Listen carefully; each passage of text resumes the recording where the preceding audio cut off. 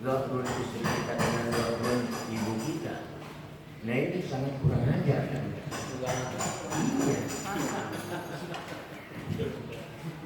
Itulah bahasa lucunya. Istri adalah untuk bermain-main, tempat bermain-main kita. Masa disamakan dengan ini? Oleh karenanya, kalau itu terjadi, menyamakan bagian tertentu lah, bagian tertentu kita ambil yang barang itu yang hanya sekitar dolar aja, sekitar punggung, itu terkena denda. Disebut ibaratu dinarin. Berapa? Nanti dijelaskan di bawah. Wa ibaratu kita batrin, dan denda karena membunuh tidak disengaja. Membunuh itu ada 3 macam. Ada membunuh disengaja, itu kisos.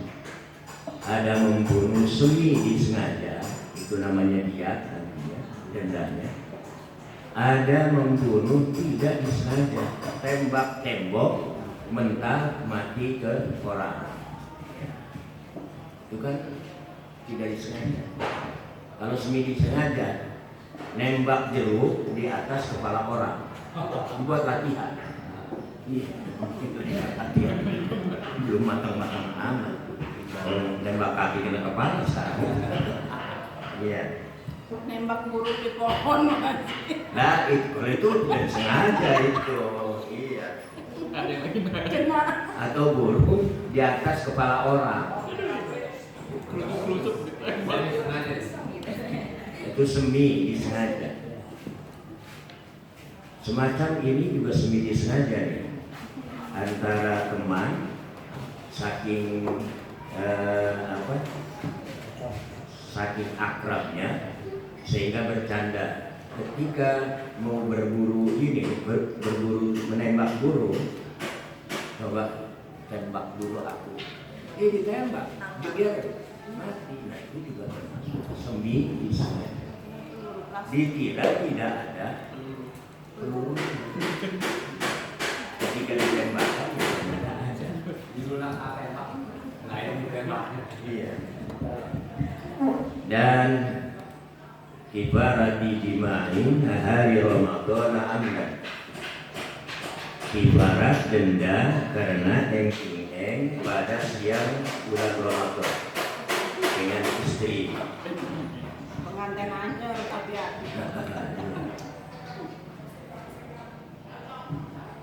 Ini nih Jawa Bandung. Wa kibaratu yaminin, dan ibarat yamin, ibarat sumpah. Demi Allah, tetapi bukan sumpah demi Allah dianggap pemanis bibir. Ada orang-orang Arab itu biasa, Allah,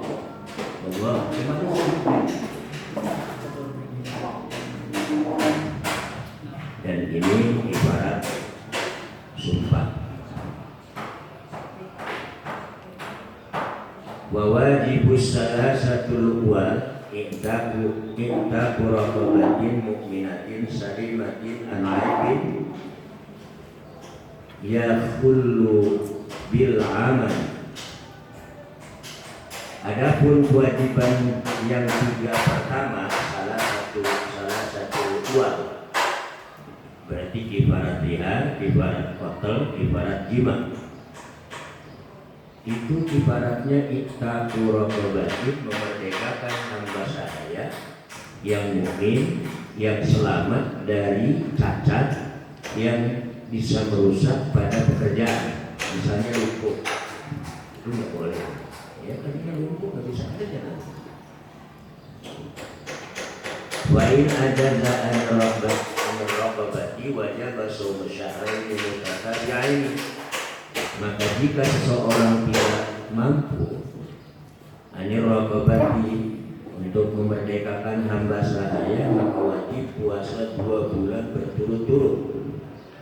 Wayan qati'ut tatabu'u bil fitrari walau bi udhrin illa nahwi haid. dan terputus keberturut-turutannya dengan iftar, membatalkan. Walau bi'udhrin, meskipun batalnya puasa itu dengan udzur syar'i.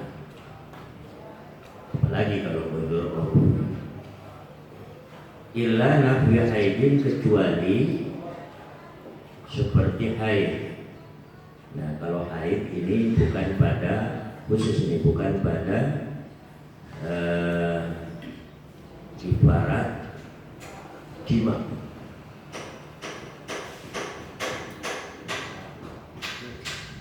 Wa in ajaza anis ansawmi syahraini wajaba it'amu sittina miskinan.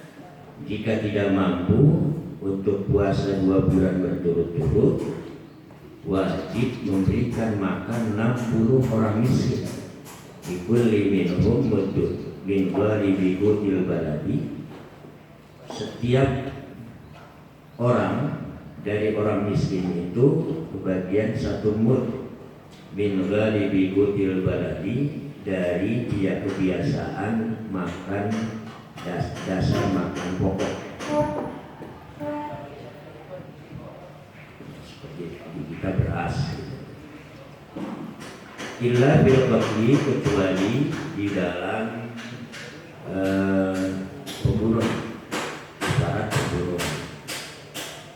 Kalau ibarat pembunuhan itu yang maksudnya tidak disengaja, itu 40 onta atau sapi, lebih mahal. Walakin amabihi, maka tidak ada pemberian makan terhadap qatl, terhadap pembunuhan. Wa wajibul akhirati, dan yang wajib yang terakhir, wa hiya ibaratul yamin, dan yang akhir ini adalah denda sumpah. It'amu asyrati masakin, memberi makan 10 orang miskin. Likullin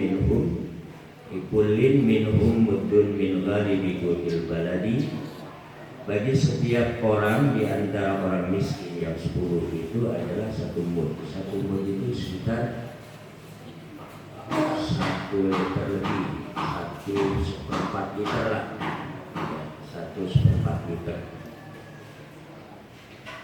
Min ghalibi qutil baladi, dari lumrahnya bahan makan pokok negara. Au kiswatihim, atau memberi pakaian.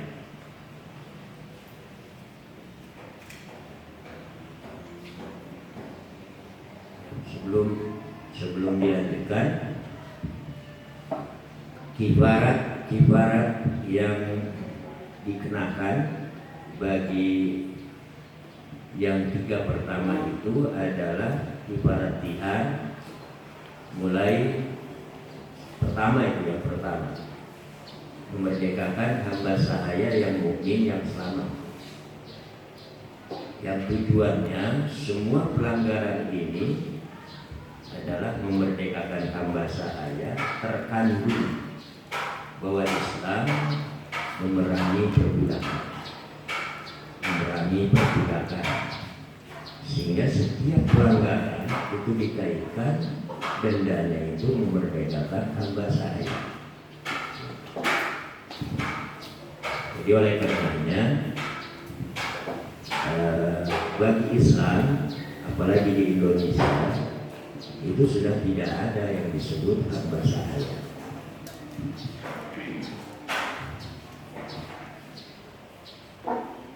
Kemudian yang kedua, kifarat membunuh. Kifarat membunuh ini adalah kifarat membunuh yang tidak disengaja. So, kalau yang sini disengaja bukan kifarat, tapi dia. Kalau yang disengaja bukan dia, tapi kisos, full membunuh, dibunuh. Itu sosial. Kemudian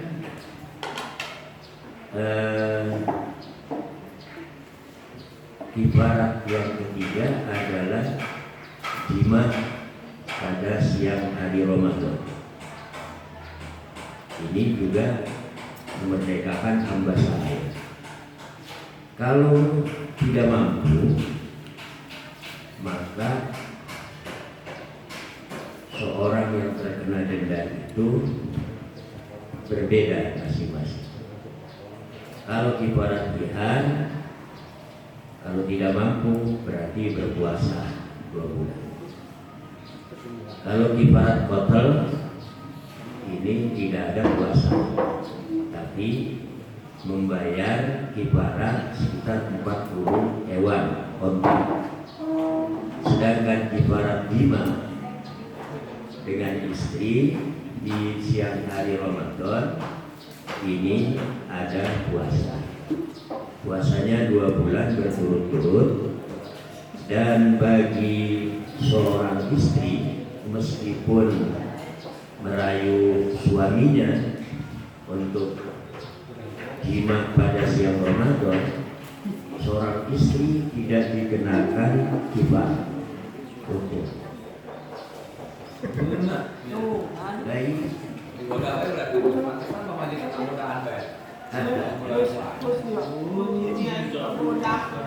Ini adalah satu bonus, iya, satu bonus kepada seorang istri, bahwa meskipun suaminya melanggar karena jima di siang hari Ramadan itu, si istrinya tidak terkena kifarat.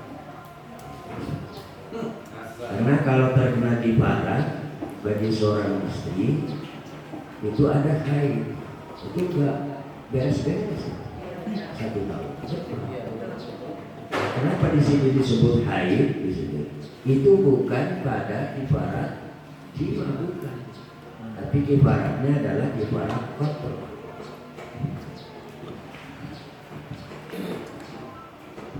Kifarat qatl itu atau kifarat jihad. Ini enak ini bagi kaum perempuan ini. Selanjutnya,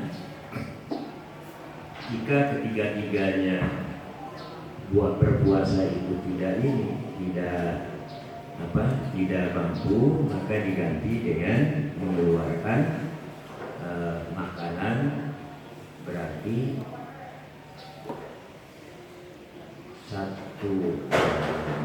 1 kilo aja ya. 1 kilo kali 60 kilo. Iya. Jadi berarti 60 kilo. Ya.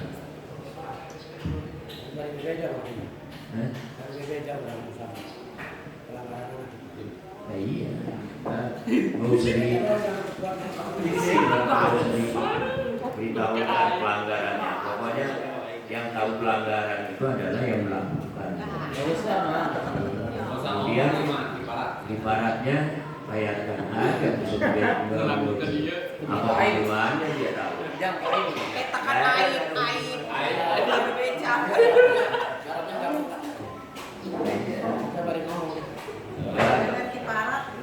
Kifarat aja udah cukup gitu. Kalau zakat juga, kenapa? Zakat itu untuk pemberian, bisa jadi sedekah. Sedangkan kalau zakat itu adalah sesuatu yang wajib. Kamu nanya kamu nanti para kamu ya. Sama nama kifarat.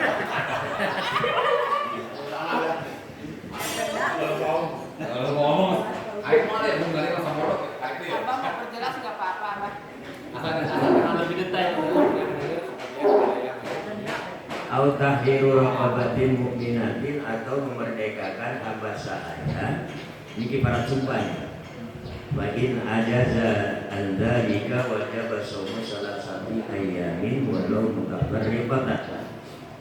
Jika dia tidak mampu untuk memerdekakan hamba sahaya, maka dia wajib berpuasa 3 hari, baik berturut-turut maupun berpisah.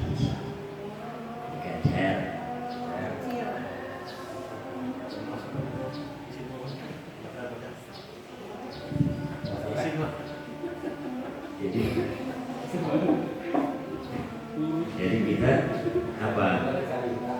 Jangan pengen membayar pelanggaran itu, tetapi kita menghindari pelanggaran supaya sodako kita jangan diawali dengan pelanggaran. Itu sodako sebetulnya, tapi harus karena bentuknya bentuk pelanggaran maka disebut kifarah. Yang kita harapkan itu adalah memberi kepada orang lain atau membebaskan orang lain, tapi bukan karena pelanggaran yang bagus. Ulayama sholat hayat rasul. Artinya sholat hayat rasul. Kira-kira kalau Allah tidak membuat surga, tidak sholat. Nah itu. Wasyu'batu saniyatu wassalasuna al-wafa'u bil-wa'd. Adapun cabang yang ke-32 itu adalah memenuhi janji. Wallahu ta'ala ya ayyuhalladzina amanu awfu bil-'uqud. Wa qala ta'ala wa awfu bil-'ahdi innal 'ahda kana mas'ula. Allah berfirman, ya ayyuhalladzina amanu, wahai orang-orang yang beriman, penuhilah dengan janji-janji kamu. Wa qala ta'ala, dan Allah berfirman, wa aufu, dan penuhilah dengan janji, innal ahda, sesungguhnya janji itu karena mas'ulan, akan dimintai pertanggungan jawabnya di sini dan di sana. Janji seorang mukmin yang hidup itu ada dua. Satu adalah janji kepada Allah melalui asyhadu an la ilaha illallah wa asyhadu anna muhammadar rasulullah. Itu janji untuk setia melaksanakan agama Islam. Yang kedua, janji kepada manusia. Janji kepada manusia ini dibagi kepada 3 bagian. Pertama adalah janji seorang diri dengan pemerintah. Itu janji juga. Yang kedua, ini untuk janji manusia kepada manusianya. Yang kedua adalah janji kepada sebuah organisasi. Organisasi ini organisasi apa aja? Organisasi sosial, organisasi keagamaan, tetapi bukan masuk pada janji kesetiaan mengamalkan agama. Dan yang ketiga adalah janji kepada perorangan. Jadi ada 3 untuk janji kepada manusia dengan manusia.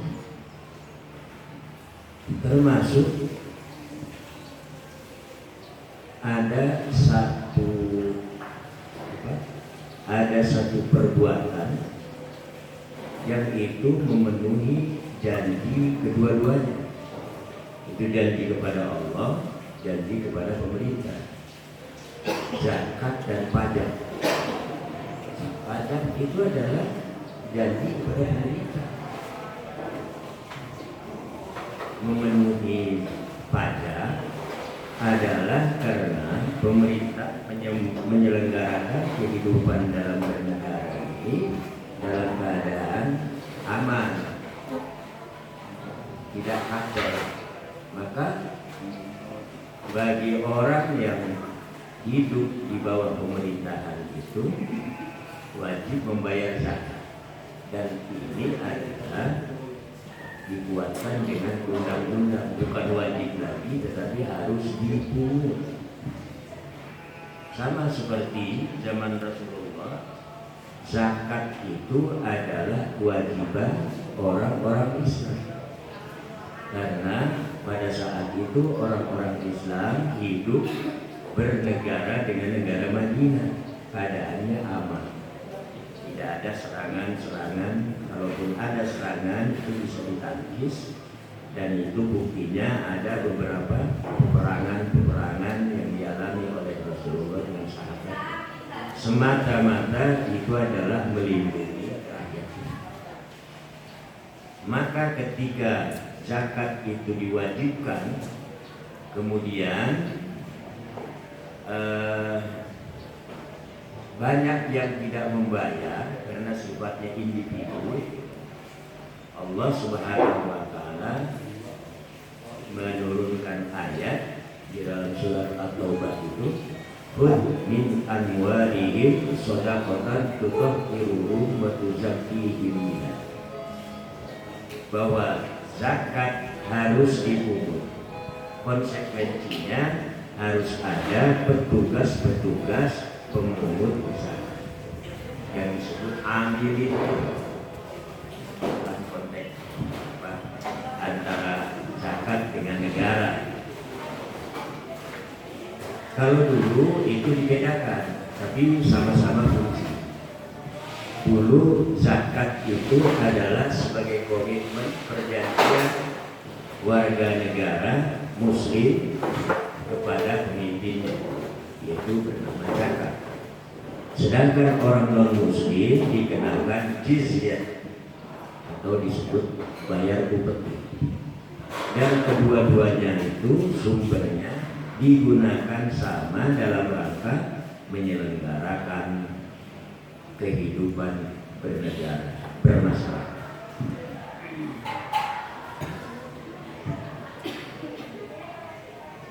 Jadi kalau misalnya buat dibayar pajak itu harus dibayar.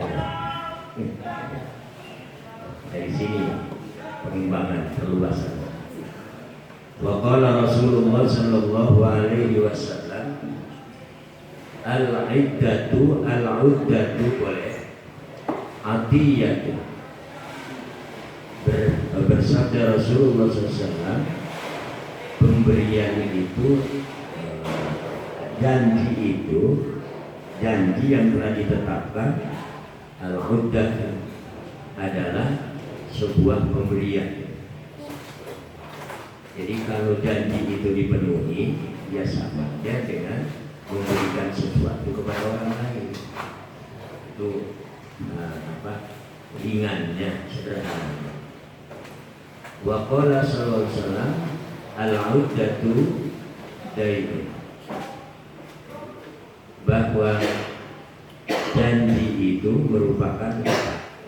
Nah inilah yang artinya utang itu harus ditagih, dipungut, zakat juga dipungut. Jadi di samping ada yang sadar membayar, kalau yang belum sadar ya harus dipungut.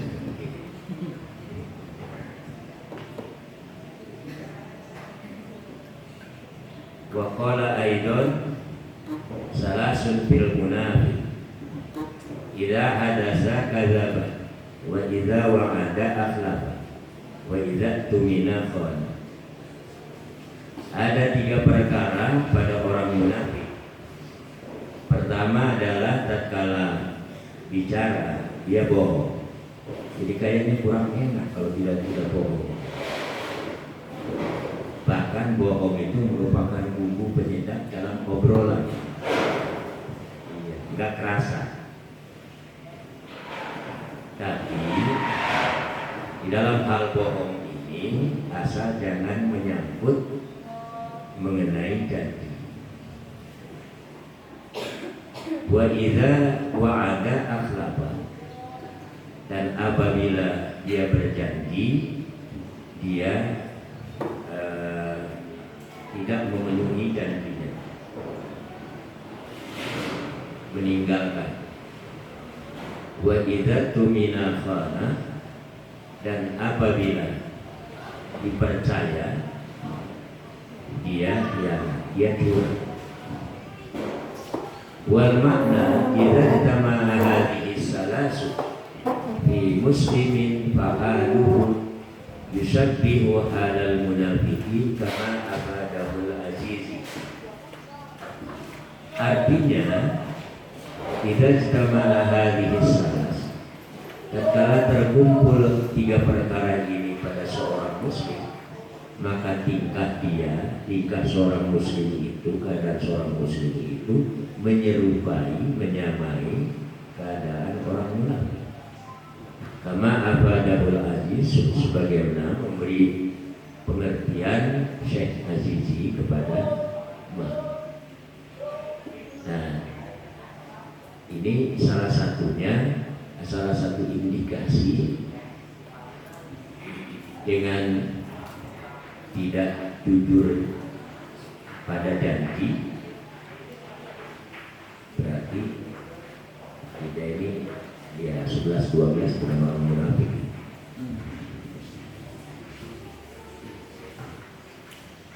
Munafik itu ada dua. Ada munafik syar'i, ada munafik lugawi. Munafik syar'i itu adalah izharul Islam wa kitmanul kufr. Ini yang munafik pada zaman Rasulullah. Itu syar'i. Menampilkan perilaku Islam, tetapi di dalam hatinya dia tidak beriman. Tidak beriman kepada Nabi Muhammad. Jadi mereka itu tetap berperilaku Islam untuk apa?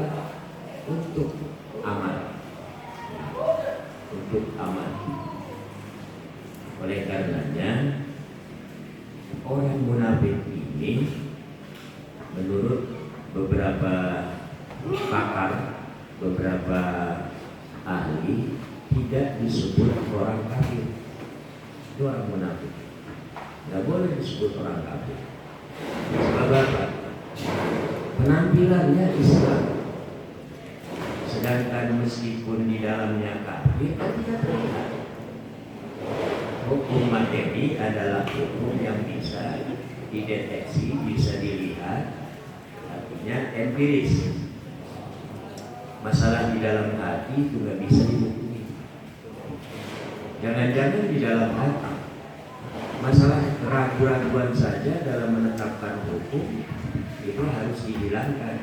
Idra'ul hudud bis syubhat. Kalau masih ragu untuk diterapkan hukum, sudah lebih baik jangan diterapkan hukum. Timbangan termasuk pendapatnya Syekh Maimun Zubair, meskipun orang itu munafik tetapi tidak boleh dikategorikan sebagai orang kafir. Yang kedua adalah munafik lugawi, munafik bahasa. Itu hanya tataran sosial saja.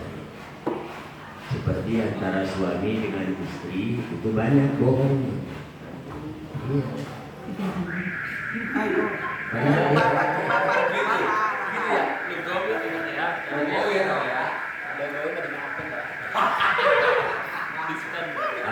Sama kita juga.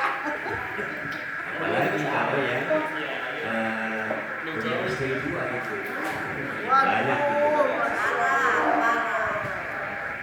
Tetapi tidak kurang juga seorang istri banyak caranya untuk berbuat bohong.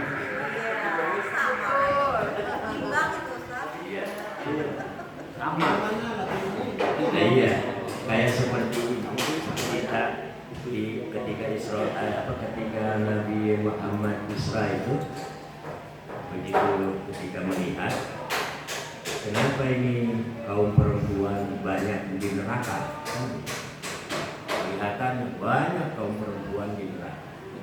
Begitu dibuka sebelahnya lagi, ternyata kaum lelaki lebih banyak lagi. Ceritanya Pada lapis kedua.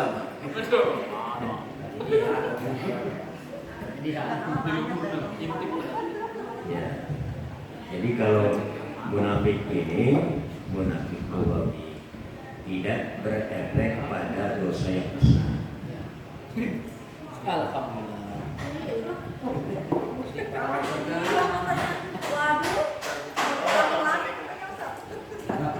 Wasobatu salisatu wasalasun asyukur. Cabang 33 adalah syukur. Allah Ta'ala wasyuruli wa la takfurun. Allah berfirman, wasyuruli, bersyukurlah kamu sekalian kepadaku, wa la takfurun, dan janganlah kamu takfurun, kafir. Nah, kafir di sini adalah tidak mengakui nikmat Allah.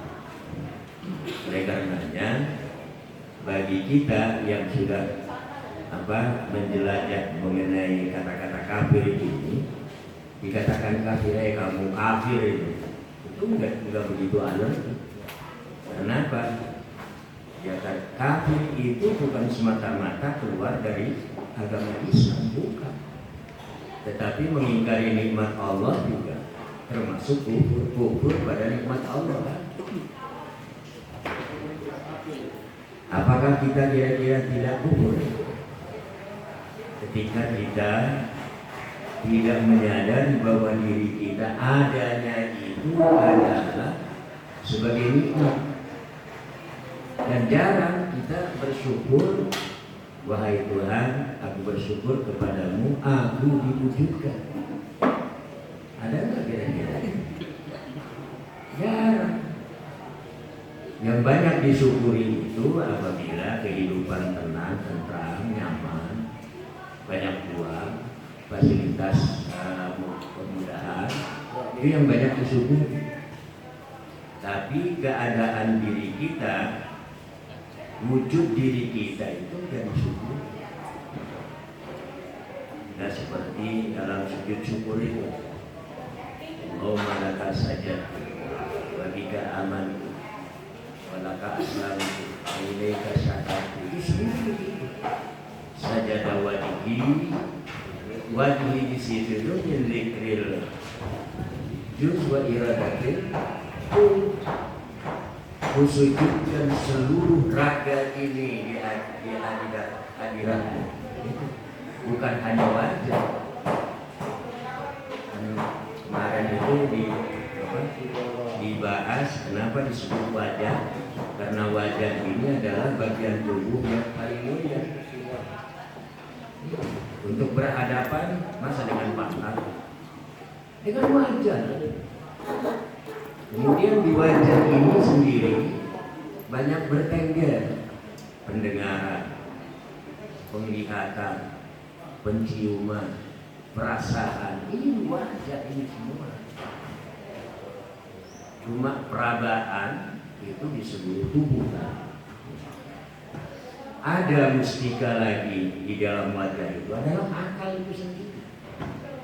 Makanya disebut sajadah wajhi itu keseluruhan, baik dari anggota zahir maupun anggota batin.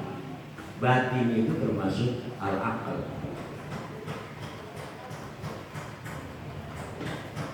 Jadi jangan marah kalau misalnya ada orang, kamu kafir. Oh iya, saya terima. Memang aku banyak kafirnya, termasuk ya kufur nikmat itu. Tapi kalau memang ada orang yang mengatakan tegas, kamu keluar dari Islam, kafir, baru. Kalau marah silakan mau marah, meskipun kita tidak marah, maka kekafiran itu akan kembali kepada si penucap.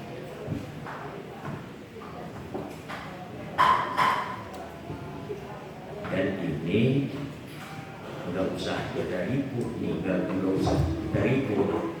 Akui memang bahwa kita ini banyak kufurnya, kufur nikmat. Wa qala ta'ala ma yaf'alu Allahu bi'adzabikum la in syakartum la adalah enggak ada. Oh iya, ini biasa. Oke. Wa qala ta'ala ma yaf'alu Allahu bi'adzabikum in syakartum wa amantum. Allah berfirman, Allah tidak akan berbuat bi'adzabikum untuk menyiksa kamu jika kamu bersyukur dan kamu ketika zaman Rasulullah ada dua peristiwa di Makkah itu. Tatkala belum ada Rasulullah dan belum ada berita Rasul Muhammad itu akan dilahirkan, ini bencana itu selalu datang, termasuk terakhir adalah bencana akan dihancurkannya Ka'bah oleh Raja Son'a, itu apa? Abraha. Tetapi karena Rasul Muhammad itu sedang dikandung, menurut satu riwayat 40 hari dalam kandungan Sayyidah Aminah itu Ka'bah sudah mau dihancurkan, tetapi malah tanggal tidak terjadi. Bahkan pasukan Abraha itulah yang hancur betul. Itu yang pertama. Yang kedua, setelah Rasulullah jeneng hidup itu tidak ada bencana-bencana yang menimpa kota Makkah. Ini termasuk pernyataan ma yaf'alullah, ada yang membaca ma yaf'alillah bi'adzabikum in syakartum wa amantum. Allah tidak akan berbuat mengazab kamu jika kamu bersyukur dan beriman. Ini sama, beda dikit doang apa pemahamannya. Wa ma kunna mu'adzibina hatta nab'atsa rasul. Kami tidak akan mengazab mereka sampai kami mengutus seorang rasul. Ini yang kemudian disebut faktor. Nah, pengembangan daripada ayat ini di satu daerah, apabila masih ada orang yang sujud kepada Allah, sujudnya dengan ikhlas, maka bencana-bencana itu akan ditangkis oleh kondisi, oleh keadaan, oleh perilaku seorang yang saleh, seorang yang sujud. Makanya di sini ma yaf'alillahu bi'adzabikum in syakartum, itu syarat. Jadi harus kembali. Apabila ingin bencana tidak jatuh pada kita, harusnya banyak bersyukur, harusnya beriman. Itu penangkalnya. Dan ini ada seorang kiai sepuh yang menjelaskan detail sekali. Ibu nama jenazah masyarakat reongan, masyarakat reongan. Jadi meskipun disampaikan sambil berai, ini ya benar. Mana reongan? Satu desa itu tidak terkena bencana atau bencana itu ditangkis karena adanya doa-doa orang soleh di desa tersebut. Sebagai tanda syukurna, itu gampang ya, dari duit mah, atau bako-bako satu, zaman bako itu, zaman ayeuna, zaman ayeuna mah rokok bae. Bako-bako kena satu. Ya apa mobilnya? Iya mah kena kaliwatan. Diajak bebarengan di masjid berdoa embun. Urang baca doa macakeun istighfar, nyatakeun ampun. Senajan tadi tema itu lama dulu nyatakeun ampun. Nyatakeun ieu. Coba ya gitu. Lihat ya, diri kita setelah Astaghfirullahaladzim alladzi la ilaha illa huwal qayyum wa atubu ilaihi jami'al nomor satu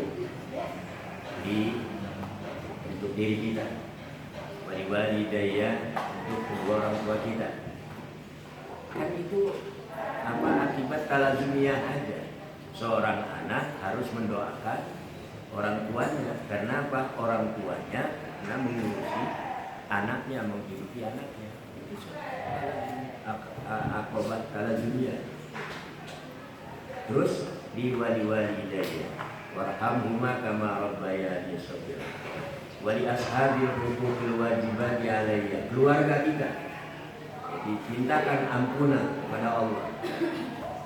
Wali ashabil huquqil wajibati alayya, wali masyayikhina, pada guru-guru kita. Itu masih talazumiyah itu hubungannya. Ya, karena guru memintakan kita, maka wajar kita memintakan ampunan. Ini yang tidak tahu menahu. Wali jami'il muslimin wal muslimat, minta juga enggak. Iya. Nitip juga enggak, tapi kita doakan. Nih, ini nilai keikhlasan kita sebetulnya. Enggak minta, tetapi kita memohonkan ampunan. Hanya Allah aja. Allah kan begitu. Enggak minta tapi kita diberi. Nah, sekarang saya dulu di sini nih. Aku minta dulu, baiklah berikan aku kekuatan, kesehatan, sehingga aku bisa hadir dalam pengajian. Mana ada? Enggak kan? Enggak minta sehat, enggak minta kuat. Tapi Allah kasih. Nah, maka dalam hal ini kita ini ya sedikitlah menyamai seperti Allah dalam konteks keikhlasan kita mendoakan kepada orang lain tidak diminta, tapi kita memohonkan wali jami'il muslimin wal muslimat. Kiai eta guru nama Munut guru nama Munut tapi bapak-bapak sakeut aja.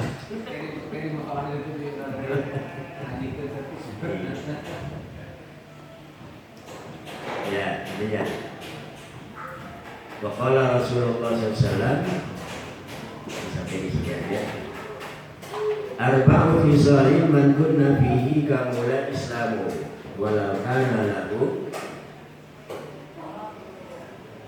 min apa itu? Min badanihi. Hah?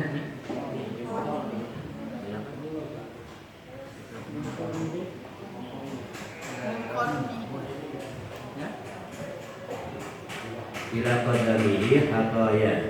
Ya. Walau kana lahu min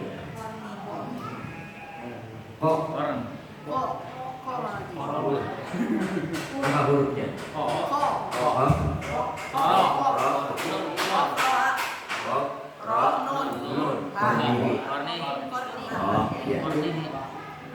Walau kana lahu min qarnihi ila qadamihi khataya. As-sidqu wasyukru wal hayabu wa husnul khuluq. Ada 4 perkara man kunna fihi, barang siapa yang ada 4 perkara itu pada seseorang, kumpul kamulah islamuhu, ini bisa disebut sempurnalah Islam dia. Walau kana lahu min qarnihi, meskipun ada bagi seorang tersebut min qarnihi, dari kepalanya. Qarni itu tanduk ya, di kepala nih maksud di sini. Ila qadamihi, sampai pada kakinya, tampal kakinya. Khataya, kesalahan-kesalahan. Beneran kabeh itu diliputi kesalahan semua. Tapi dengan adanya 4 perkara ini sepertinya merupakan perisai baja. Begitu tak mentok mentawai. As-sidqu, satu benar antara hati dengan perbuatan lahir. Itu ayat. Hari ini hati bakal bedeh bener meskipun salah. Iya. yang seringkali ada gap antara hati dengan anggota tubuh, itu adalah nafsu. Yang kedua syukur, dan yang ketiga malu dalam hal maksiat ini. Wa husnul khuluq, dan baik perangainya, budi pekertinya. Jadi 4 ini adalah perisai diri kita untuk tidak terkena atau sekaligus terus pada kesalahan-kesalahan. 4 perkara ini yang dapat menghindari kita dari berbagai kesalahan. Karena seperti jawaban Rasulullah hanya 2 kata, amantum summa istaqim. Ada seorang badui yang menghadap, ya Rasulullah, aku bertanya. Yang pertanyaan ini tidak akan bertanya lagi kepada siapa. Apa? Yaitu amantum summa istaqim. Kamu beriman dan kemudian di situ konsisten.